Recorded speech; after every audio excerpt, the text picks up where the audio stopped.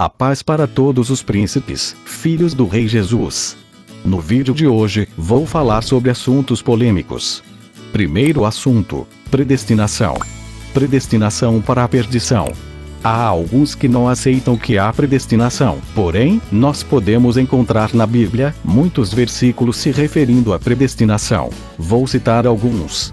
Apocalipse 13, 8, 17, 8.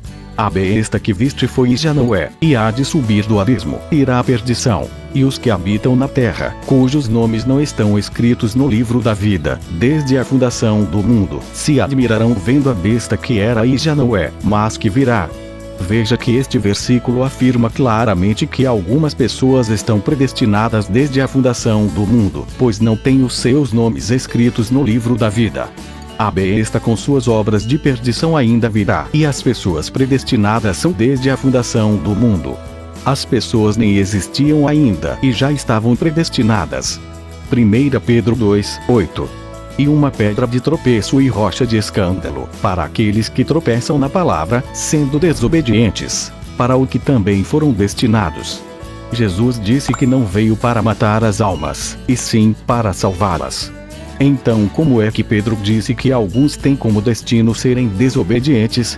E predestinação significa destino antecipado. Judas Iscariotes foi um dos predestinados à perdição, pois na Bíblia já estava escrito sobre um que faria o que ele fez.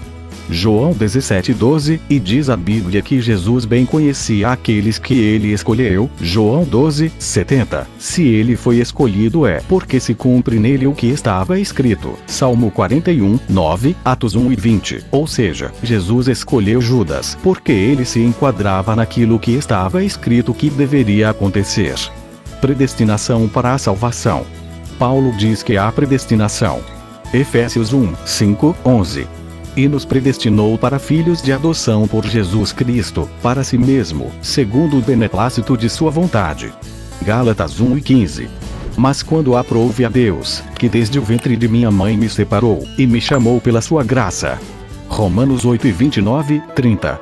Porque os que dantes conheceu também os predestinou para serem conformes à imagem de seu Filho, a fim de que ele seja o primogênito entre muitos irmãos. E aos que predestinou a estes também chamou, e aos que chamou a estes também justificou, e aos que justificou a estes também glorificou. Jeremias predestinado. Jeremias 1:5. Antes que te formasse no ventre te conheci, e antes que saísses da madre te santifiquei, as nações te dei por profeta. No texto acima, Deus diz a Jeremias que o escolheu desde o ventre de sua mãe, antes de ele ser formado ainda. Isto é predestinação. Jesus disse a Pedro a respeito de João: se eu quero que ele fique até que eu venha, que te importa a ti? Segue-me tu. João 21:22. Tudo se resume no que Jesus disse: se eu quero, portanto, se ele quer predestinar alguém, que te importa a ti? E também, tudo é possível ao que crê. Eu creio nisto. Segundo assunto polêmico: o espinho na carne de Paulo. Uns dizem que o espinho na carne de Paulo era realmente espinho, outros dizem que era pecado, outros dizem que era enfermidade, mas o que ele queria dizer é que quando ele se exaltava, vinha um mensageiro de Satanás, um ímpio, para esbofeteá-lo, ou seja, o espinho era a bofetada.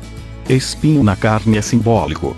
Significa uma coisa que fica nos incomodando, como um espinho quando entra em alguma parte do corpo, até que o tiremos.